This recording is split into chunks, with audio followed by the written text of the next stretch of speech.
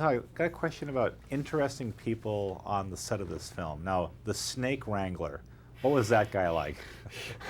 That was a woman, Oh.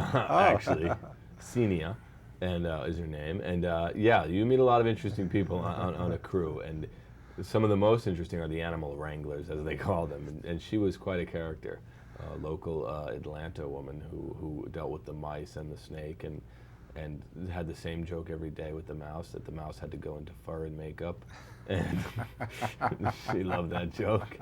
And yeah, it was an interesting question, but yeah, you meet interesting people. Now, another interesting job, the people who blow things up. Now, I Yeah, mean, well, better known as the effects guys.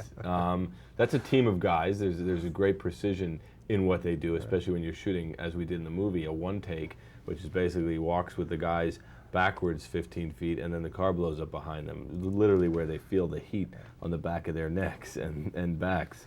So that person's very important. And we only blew that car up once, so when the take wasn't going right, I had to abort it before we got to the point. But once it got to a certain point, it was unabortable. They had to go, you know what I'm saying?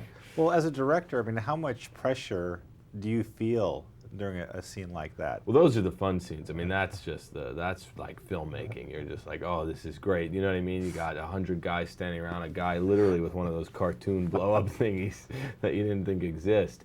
And you know, your guys have to nail this take, because once they've passed a point, they've already passed that point, where if they screw up, we got to blow it anyway, because it's already, I don't know why actually, but you know, it's fun. All that stuff's really fun, and that's really the fun part of filmmaking. You know, I've always been fascinated with movie posters, and this is actually quite a clever poster. Oh, I'm looking at it right there. Yeah.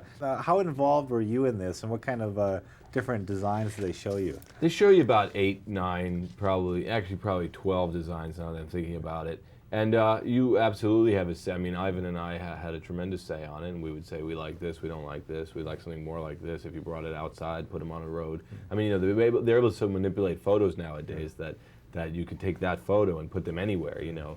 So you have a fair amount of say, but you know, you also want to put faith into the people whose job that is. You know, I'm not a movie poster maker guy. You know, so the marketing guy tells you, trust me, this is a good image, this really is eye-catching. Sort of, you go with it. I got a question for you about test screenings, you know, with the little cards and people making comments. I know as a director, sitting in the audience is probably the best thing for you to gauge what works and what doesn't. What kind of subtle changes did you make to this movie as a result of a test screening? Or did you lose any jokes, or? Well, you lose a lot of you lose a lot of things based on a test screening. You become what I like, you know, what I like to say is you become a whore for laughs. You really do. Once you go to a test screening and people are really laughing, then you're like, why aren't they laughing there? You know, F it, let's take it out, let's trim it, let's find it. Comedy is so much about precision. Most people don't know that. They think, oh, I make a comedy, how hard is that? It's very hard to get people to laugh.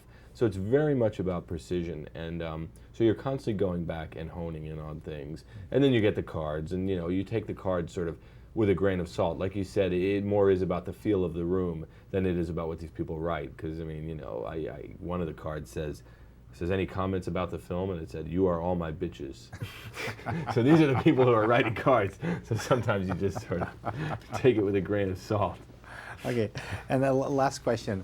I've always, you know, been impressed when, you know, when someone or an actor or filmmaker first experiences the VIP treatment from a studio, the first class tickets, and you know, the hotel. What was your first big "wow, I've arrived" moment? I guess the first one is Ivan bought me a black Porsche like 2 weeks ago. I'm kidding. you believe me. Hey, well embraced it.